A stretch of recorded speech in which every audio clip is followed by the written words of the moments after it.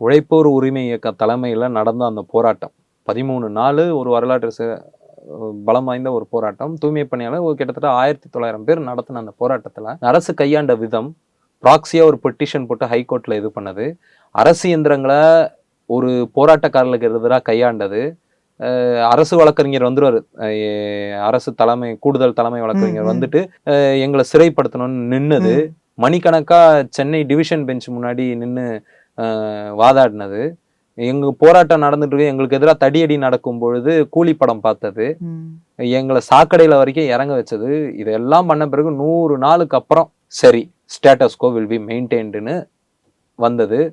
ஏன் சேகர் பாபு எவ்வளவு திமிரா பண்ணாரு? தேர்தல் அறிக்கையா எப்போ சொன்னோம்? காது கேட்கல, எவ்வளவு பண்ணிருப்பீங்க? இதெல்லாம் மக்கள் ரசிச்சிருப்பாங்கன்னு நினைக்கிறீங்களா? இப்படி இல்ல நீங்க இப்ப மக்கள் இப்படி இல்லன்ட்டாங்க, அவ்வளவுதான்.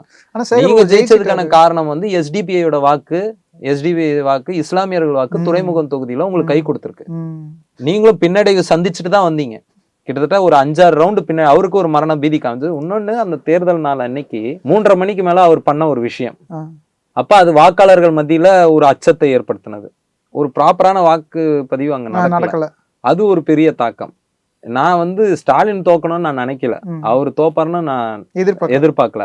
ஆனா நான் ரொம்ப விரும்பின ஒரு வேட்பாளர் தோக்கணும்னு நினைச்சது வந்து சென்னையில ஒரே ஒரு வேட்பாளர், இவர் கட்டாயம் தோத்துடணும், யாருன்னா இவரை தோக்கடிச்சுங்களேன்னு நினைச்சது சேகர் பாபு.